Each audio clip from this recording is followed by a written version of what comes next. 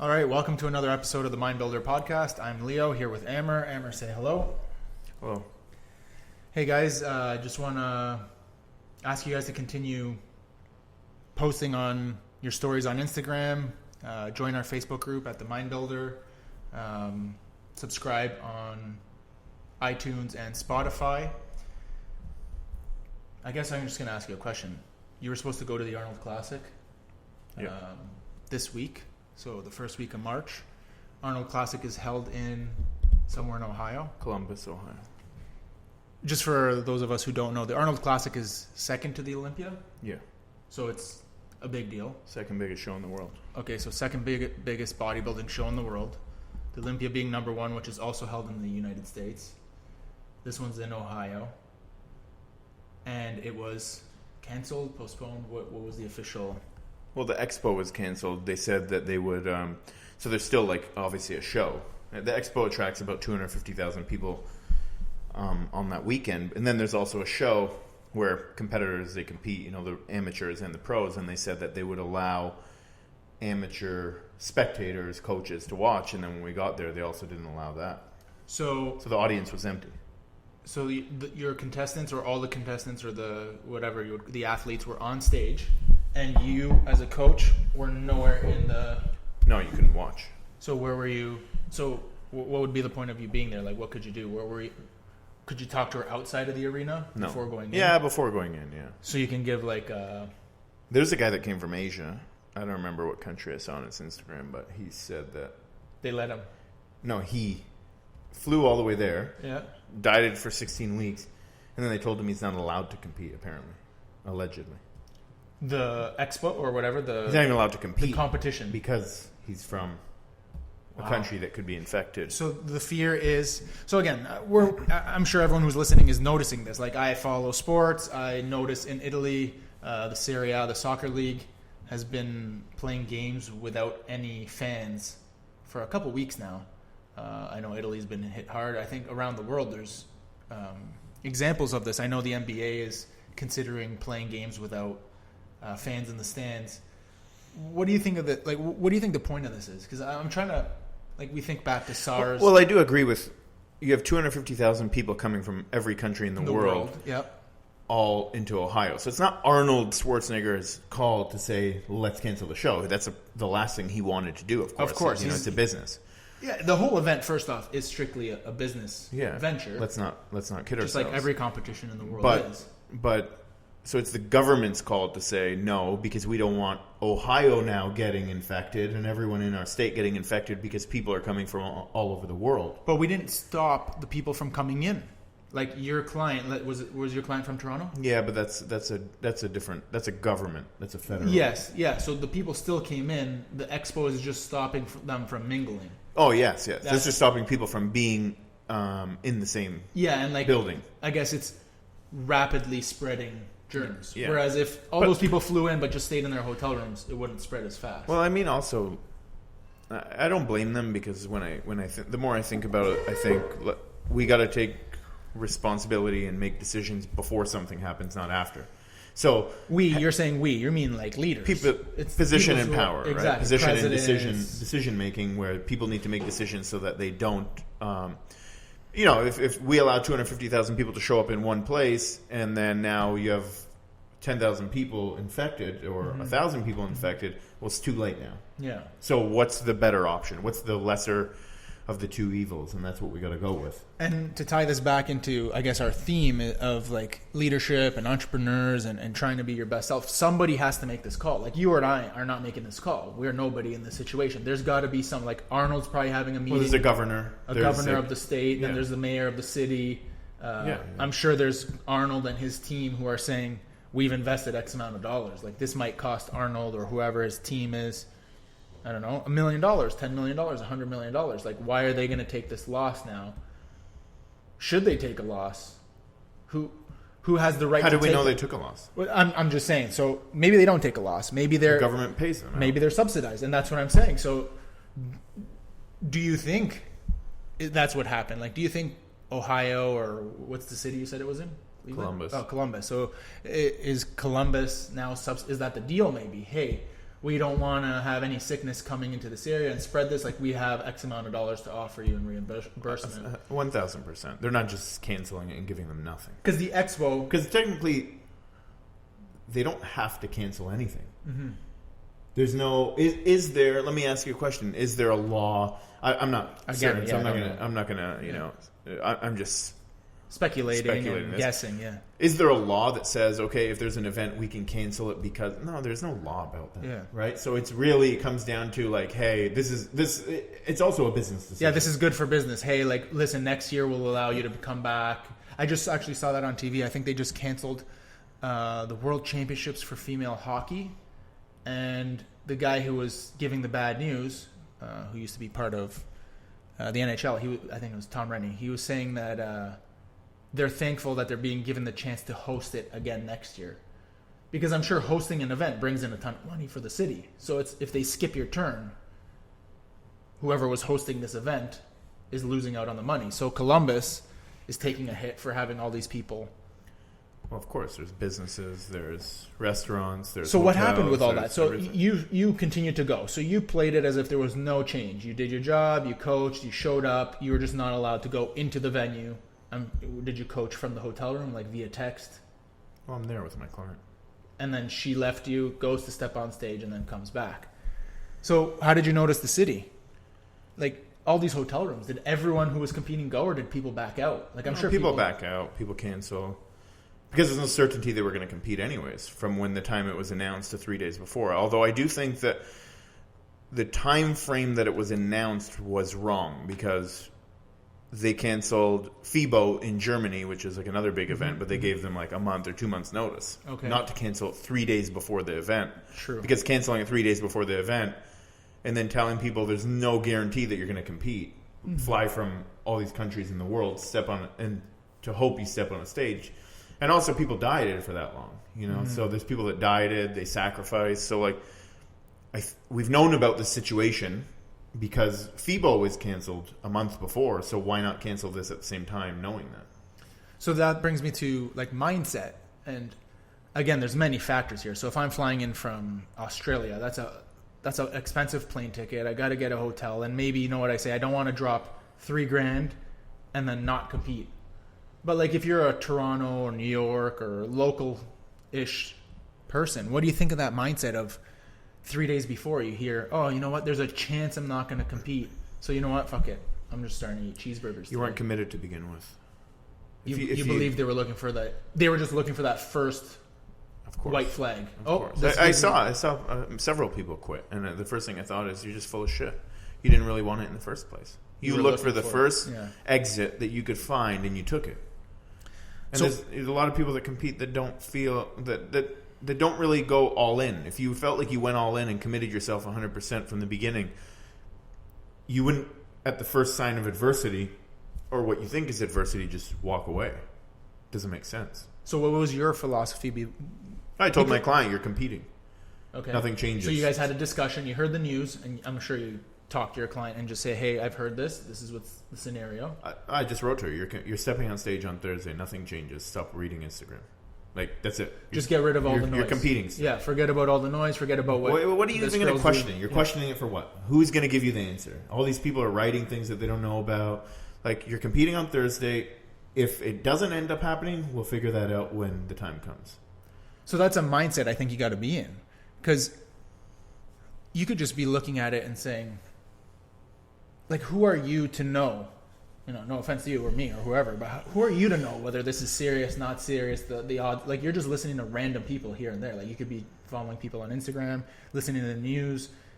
Like, who's to say that that's the truth anyways? Like, do you believe that? This is more of like a herd mentality. Like, I heard this person say this, so I pass this information along to you. Hey, everyone's quitting. I should just quit. Whereas you're saying just avoid all that exterior noise. Yeah. Stay straight. We're the goal hasn't changed. We're still on the same path. The goal hasn't changed. And if it changes because of something external and out of our control, then we'll deal with it. But as of right now, there's no certainty and no guarantee. And even if there was an announcement saying that it's a 50% chance or even an 80% chance you're not going to compete, I still would have said the same thing. Yeah, you don't listen to the number. Like, it means nothing. Because if Because there's nothing we can do about it other than to continue doing what we're doing in order to get there. But also, if you listen to, like, let's say 80%, and you're like, nope, we're competing. Like, what's the difference at 70%? Like, why would you change your mind? Nothing changes for us. Yeah, 50%. Like, all it does for other people is take a foot off the gas. Point. Yeah. Oh, 40%. Like, imagine you were like, oh, if I hear 40, I'm canceling. Yeah. What's the number? What's your number? Which means you're either all in or you're not at all. And that's the hard part of understanding why we think it's like a 0 or 100. There's no like it's in between. This is why I ask this question to people, and there's people that get offended when I ask them this question. Of course they're going to fucking get offended. Why do you think people get offended? Because they take it personally. Like when I read, I don't even read it, but when I see breakup quotes on Instagram, I don't read them because I don't resonate with it. I'm not going through a breakup, so I don't resonate with it. We only resonate with things that are relatable to what we're going through or to what we're thinking or to what's within our mind to a degree. So I always say to people, do you think you're the hardest working person? I ask everybody this question. Do you really believe you're the hardest working person in the world? And not a single person can answer that with a yes. And the reason why you can't answer that with a yes is because you know you're not. But you still want to believe that you are very hardworking or so hardworking and that you deserve things in life. So I'm always asking this question to give you a contrast and to give you offer my perspective, and so that you could change your perspective to realize that you don't deserve anything because you're not even doing everything you possibly could. Like your mindset is wrong. This is what all of this comes down to. It's a mindset with everything that you do in life.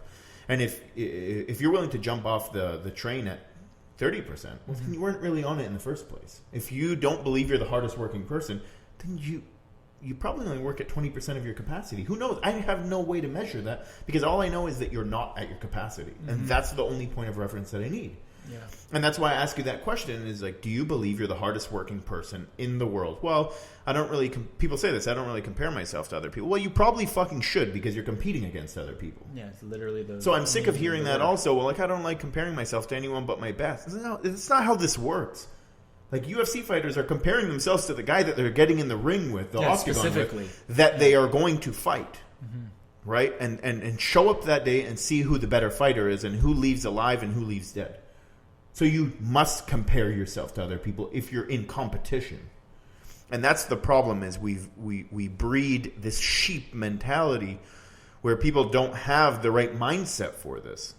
People don't have the competitive mindset. People are content with just showing up and going along for the ride, thinking that they've done enough, or thinking that they deserve things, or just it's no different than an actor. It's all just acting. Like I bought the protein cup, I wear the shirt, I'm sponsored by the company, I post the shit that I should be posting on Instagram. 7 weeks out, the whole bullshit. 2 weeks out, 1 week out, ready for peak week. My diet face, like it's all just buzzwords and sound bites. But like, did you fucking go all in?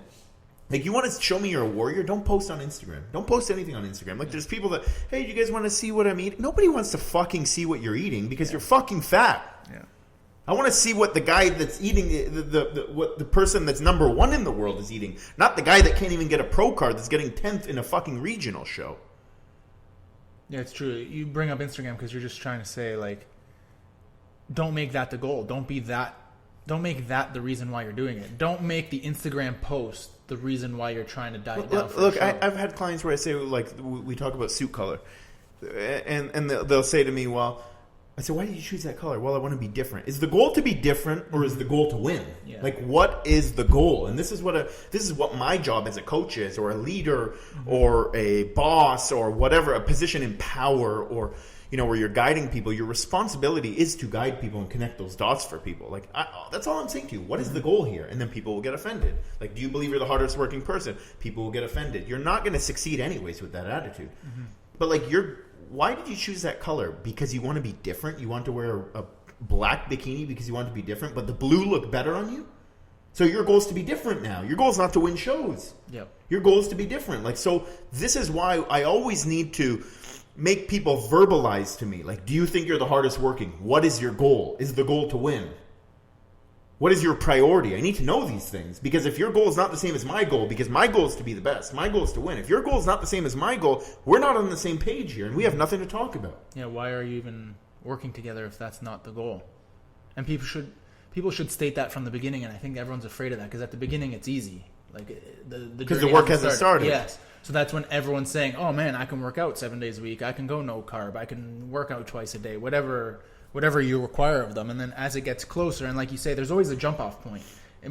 You might be able to 50 grams of carbs a day, break off. We're going to have 20% of people there. Yeah. 80% of people, 60% of people will quit at, whatever amount of 100 grams of carbs a day. Like there's always a point where people are willing. And so I always want to be, and we've said this in previous podcasts, I always want to be at the top. And the way I'm going to be at the top is I'm willing to give up everything. I'm willing to give up food. I'm willing to give up sleep. I'm willing to give up vacations. I'm willing to give up my car. I'm willing to give up everything because I want to be at the very top. I'm not interested in being in the top 20% or the top 40%. I'm interested in being in the top 1% that's doing what I do. That's my goal. And the only way I'm going to do that is by being able to sacrifice everything that people aren't willing to do. Like, you're willing to go 5 years without a vacation? I'm not saying that's what's necessary, but I'm just saying, are you willing to even do that? But that's how everyone hears it. So that's another problem we have is actually listening to what people have to say. We're just so defensive, like how you mentioned before. Like if you say, are you willing to go without a vacation?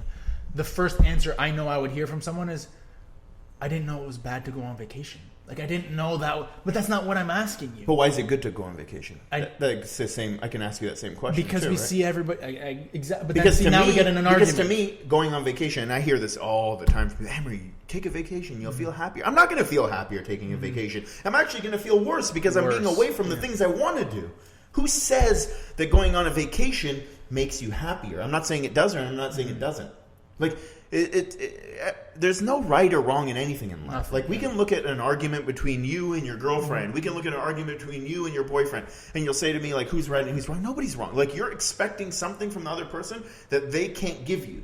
Therefore, you're looking at them as the bad person, but they're not the bad person. Yeah, because it doesn't align with what you want. We just need to start aligning ourselves better with what we want in life and what our actions are. So stop trying to get something out of the wrong person. It doesn't make them a bad person, but stop trying to get whatever you need out of them that you're not going to get out of them and then being mad at them for not giving it. That's it right there. You're upset because the person you're looking at is the person that you might want. They're just not giving you what you need. So now you have this conflict. Expectation this is what I reality. want, and this is what I need, and they're not matching. I want this person. Like you're trying to force. I want this person. I want a loving person to give me love, to show me affection. Yes. And they're not doing it. Yeah. Therefore, I'm upset now. And I'll say to somebody in the situation, like, they're not wrong for not giving it to you. Mm-hmm.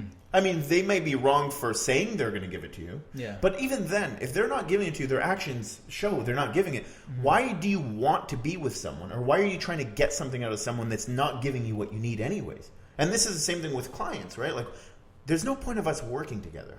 There's no point of me being your coach because what your goal is doesn't meet my expectation of what I know you need in order for you to be successful. Like if you say you want to win, because that's what I want to do, I want to produce the best, what you're doing doesn't align with that. Mm-hmm. So don't get offended by what I say. Don't get offended that, oh, you're just such an asshole. No, it's not me being an asshole. It's me connecting dots that you don't want to see the reality of. You don't want to see that. You don't want to hear those things. Yeah, and we don't want to hear them because it's going to shatter our reality, and we're too afraid to deal with that. It's going to crush us.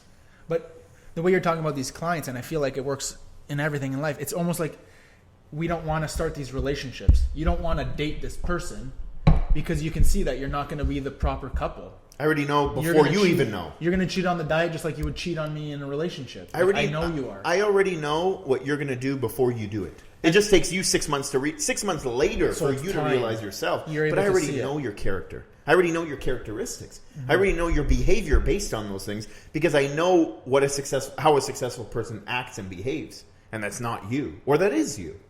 Yeah, we all have like that friend, or you might be that friend, or what, that you're like, man, you just keep dating the same guy or the same girl. Like everyone else can see it, but you can't see it. Like, oh, you're picking this asshole again. Like all the people can see it. You're picking a guy, he's going to cheat on you in 6 months. Like we all know it's going to happen. Yet you're picking him again, and it happens 6 times in a row. And you're shocked. And then it's, who are we blaming? He was an asshole. The guy. But why do you keep, and vice versa. I'm not saying it's guys. Like it could be a guy, and then man, you just keep getting used by this girl. This girl's using you. Why are you allowed? And you just keep going for the same pattern.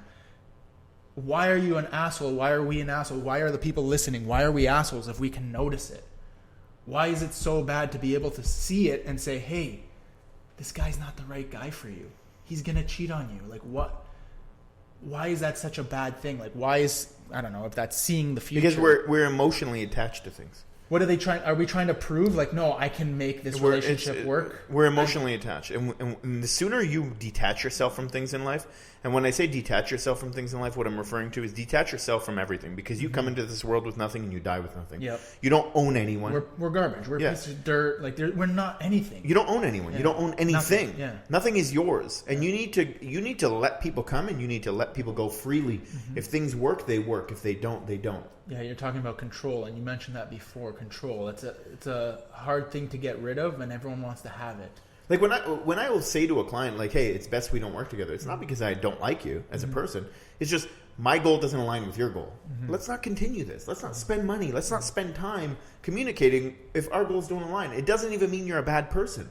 That's the other thing. It doesn't mean you're a bad person. It doesn't mean I don't like you. It just means what you want to do is not aligned with what I want to do. Therefore, I'm not going to be in a relationship with you. This is no different than an intimate relationship. You could this lie. Is just a financial relationship. You could lie. You could take that person's money and say, yeah. Like, you're going to get 3 refeeds a week. Yeah, sure. Like, you're going to eat, I don't know, popcorn every other day. Like, no problem. You could say that. Take their money and then not do it.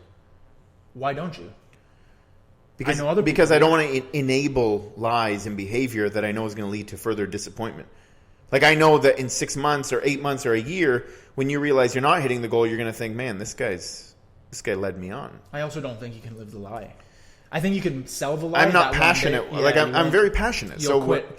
When I'm not passionate about something, I don't want to do it. Yeah. I just don't have it in me. I'm only driven by my passion. That's what wakes me up. That's what keeps me going with all that what I'm putting into what I'm doing. As a business owner, it's not money. No, it's not. Because if it was money, it would quit many times. Well, if it's money, there's a lot more people that will pay a lot more, and I could take on a lot more of that type of person that I don't want. Yeah, and as soon as you have a bad month, you could just say, "Fuck it, I'm out," and I'm just gonna go and get a salary job. It's not because it's passion, and I don't want to disrupt my passion. I don't want to disrupt how I feel towards them. And I think a month in or 2 months into that relationship, I think we'll take the path of least resistance and quit. Like, you'll bail on that relationship because you'll be like, I can't do it. I'll resent you, and it's just easier for me to quit. Because I'll resent you because I'm lying to myself. I don't want to lie to myself. One of the best lessons I ever learned in my life, honestly, and it's taken me, whatever. It's probably at the age of 29 I really realized this, is live an honest life. Just be very honest. Be very transparent about everything with everyone. If you made a mistake, own up to it. If you did something wrong, own up to it. Don't ever feel afraid of being judged. Don't ever feel afraid of owning up to who you are and what you've done and to how you feel. And if people are offended by it, people are mad at you. And this applies to your family, to your business, relationships, with everything. If people are upset at you for telling the truth, well, then you can't do anything about it. But if you're honestly living a truthful life all the time, you never have to worry about anything. You never have to worry about doing the right thing or the wrong thing, because the point of reference to know that you're always doing the right thing is that you're being honest about everything. And people will get over it, even if they're unhappy about things that are truthful. And it's not your responsibility to live that lie. Other people's feelings aren't your responsibility either. And I think that's a personality type. I might have some of that in me. Big for me. Yeah, you're trying to solve everyone's problems, so you carry that burden of trying to help everyone who... Not everyone wants to be helped. Yeah, and they can't see the truth, so you're also helping them live that lie. You're battling. Yeah. It's a battle because you're trying, and then you just give up. You enable it, or you're fighting with them, and then they hate you because you're the bad guy. And I think that's how relationships end, because we see in every family, like, oh, people don't get along. As a kid, you always say, like, oh, I wonder why my uncle stopped talking. Like, oh, I wonder why, like, these two. I think it's because of that. It's like time after time after time, you carry this burden until it's just point that 40% mark that we were talking about. Like, I'm done. That's it. You say the thing that I can't take anymore, and it's over. A word that you mentioned earlier, which I think is a I don't know, like a buzzword or a keyword, is this word deserve. Yeah, I was thinking about that when I said it. Yeah, like we talk about it a lot, and I'm just thinking, so like if we people go back, think it's a bad word. They do deserve, or they think it's like a something that you reach a point, a reward. Yeah, but if you think about it, because we always take it back to like the beginning of time. You know what? Here's the 2 biggest words you're ever gonna. If you can carry these 2 words with you for the rest of your life, you'll solve every problem you ever have in your life, and it's cause and it's an effect. Yeah, cause effect. There you go. If these 2 simplicity. Things, if you can understand these 2 things and apply them to everything that's going on in your life, you will solve all your problems. Right? Deserve is all to do with cause and effect. Yes. Deserve is the effect of the cause, whether intentional, whether not intentional. there is a cause for everything that's going on in your life. A reaction. So now if we take it back to the simpler times when all there was cause and effect. I'm a hunter. All I have to do is try and find food and kill these animals and supply. Was there a deserve back then? Like I'm thinking, like, do you think these guys were talking to each other like, I deserve that kill? Like I think it's something that we brought into society. Like, I deserve that. My father did this, therefore I deserve this. And like my parents, This is entitlement. My parents were the king, so I deserve. Like deserve is created. There was no deserve. Like no one woke up one day with no fire and just said, I deserve heat. So you feel entitled. So we created it. We brought this onto ourselves, and I think we also get used to a standard. Like, oh, I deserve, I don't know. Like, so I mean, I have a client who goes, he wants to go on vacations quite often, and I said to him, you're getting sloppy. You're not working like you used to. You lost that fire, and he says, I deserve it. I worked hard for 5 years, so why do you deserve it? It's no different than when people say, and this is a very good example, a very good analogy. When people say, I've been eating good for 6 days, therefore I deserve to eat junk food today. So you deserve to do something bad for doing something good? Yeah. How stupid does that sound? You've been doing something good for yourself. That's like saying, I've been faithful to you for a week, honey, so I deserve to fuck another girl. Actually, now that you put it that way, so if you've been eating quote-unquote good, meaning like healthy for 6 days in a row, and now I deserve... Wouldn't the thing that you deserve be the thing you would do 6 days a week? Yeah, the good. So whatever so I need to have chips. So why wouldn't you be having chips 6 days a week? Yeah, because deserve is a good thing. See, it's a reward. It makes no sense. But when we apply it to a relationship, how stupid does it sound? Yeah, and that's a thing too, where I always talk about, like, we've invented relationships, right? Like we said, like, you need to be married to another person of the opposite sex for all this time. Like, I am a man, I must marry a woman, I must have children, and I must be faithful. Guys, you want to have sex with guys? Do it. You want to have sex with girls? Do it. You want to... But I'm saying we even used to have these multiple are partners. Rules that we've created. Religion yes. That's been recreated. The Bible's been rewritten over 1,000 times. So, like, at what point was it right? What point was it wrong? At what point... I'm not going to sit here and tell you what to believe, what your religious views should be. All I'm saying is, where did a lot of these theories, where did a lot of these rules, these expectations of human beings come from? And they did not come from...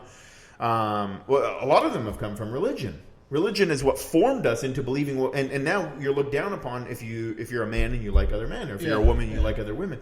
Do whatever the fuck you want to do in life. 100%. Forget all of these things. Forget these religions that are telling you how to live your life because you're a bad person if you don't. As long as you're not harming another human being, there's nothing wrong with anything that you do. As long as you are not inflicting any sort of pain or trauma, or disrupting other people's lives, or doing anything wrong to other people, do whatever you want to do in life. Yeah.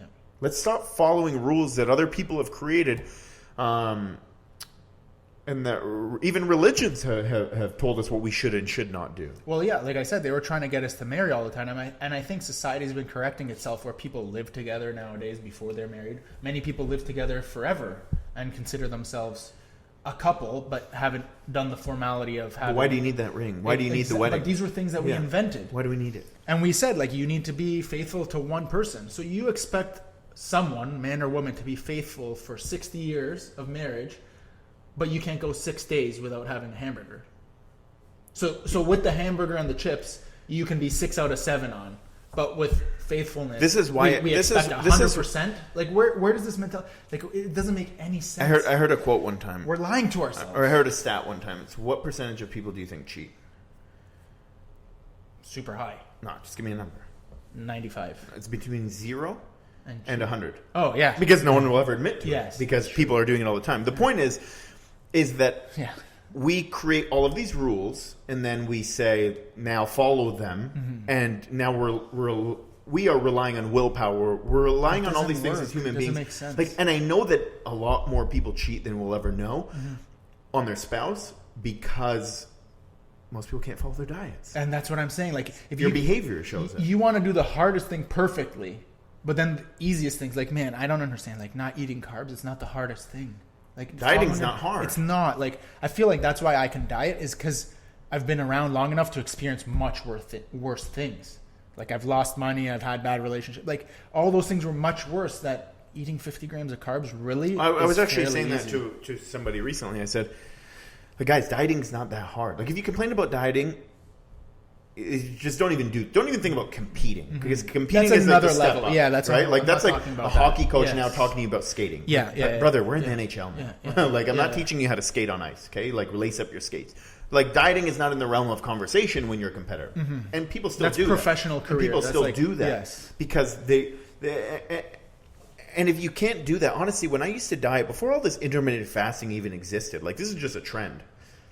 Intermittent fasting. It means nothing. No, it's been around forever. I was doing it That's before why there was a name it's for it. keywords. That's why I hate that. If you go back on my YouTube, I made a video in 2012 before it was even popular, 2012. And the reason why I did it, you know why? For Muslim people, for Ramadan. I remember that video, yeah. Right? And the reason why is because now people were asking me, well, during this time, what do I do? And guys, you don't even need to eat. Who said you need to eat? And then a client asked me, asked me. Aren't you worried about going catabolic? Not really.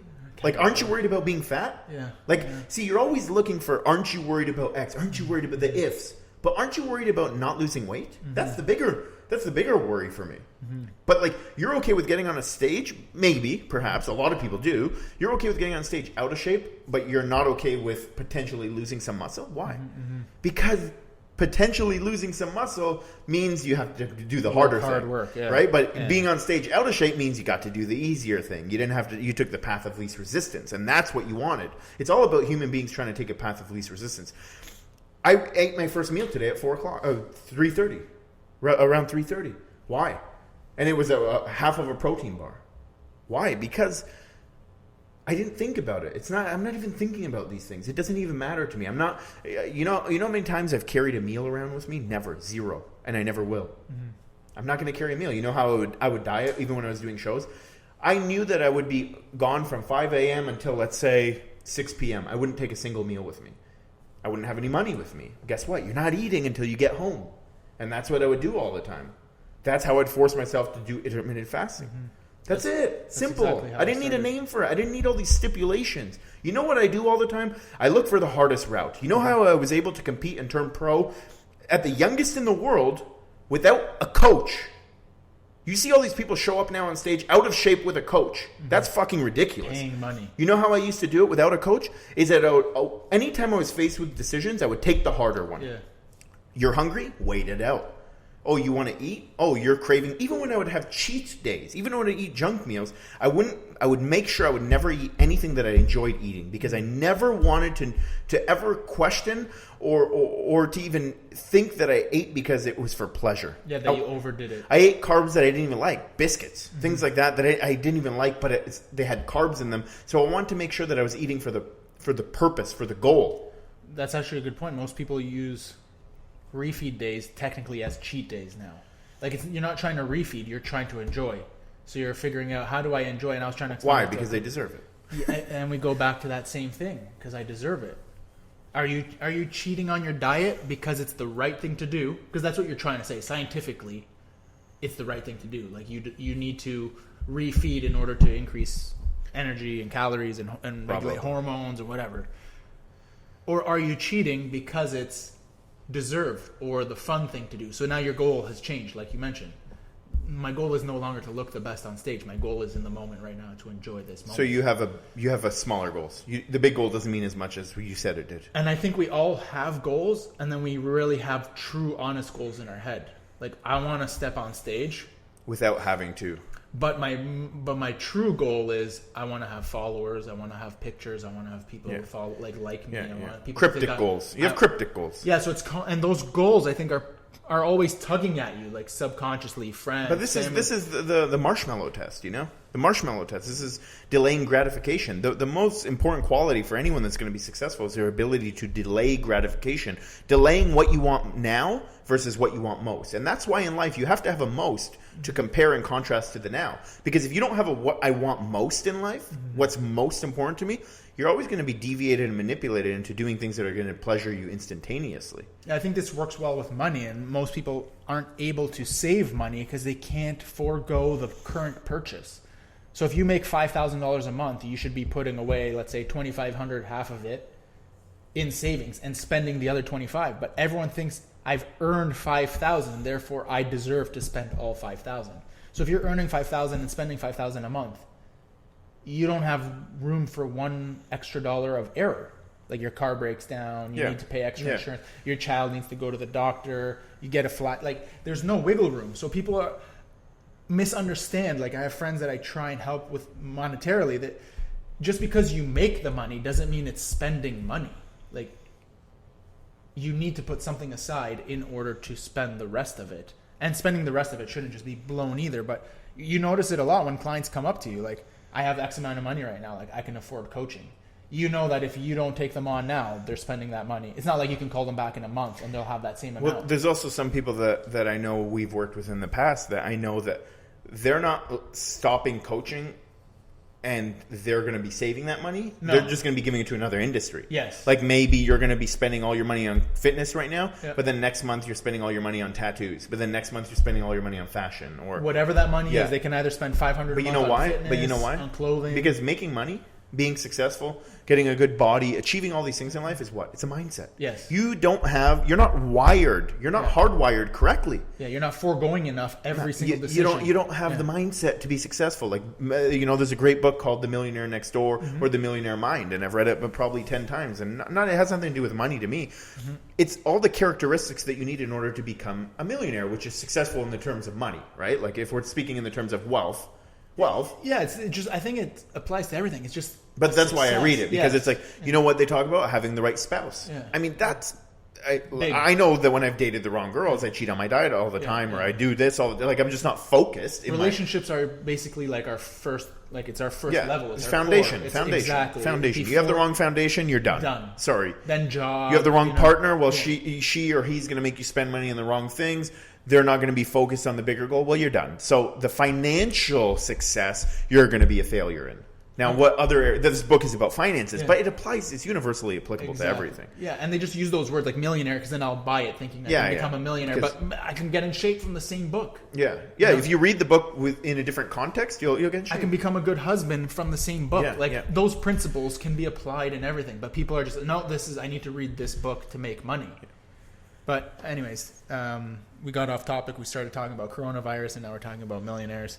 We should have some Corona beers. Yeah. I was thinking about that the other day. How much do you think this sucks right now for Corona? I just saw they were it popped up on the score on the NBA game and it was like the sponsor. And I was like, I thought negatively as soon as I heard the word Corona.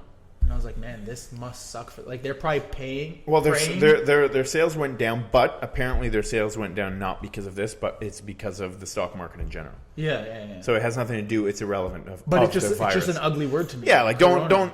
don't make the fucking Hammer Fitness virus one day, Yeah, please, guys, or the Mind Builder Yeah, or virus. Like, Hammer please camera. stay away from the Yeah. Hammer camera virus. Yeah, the camera virus. Like, come on, Yeah. you know. Anyways, thanks for tuning in, guys, to the next episode.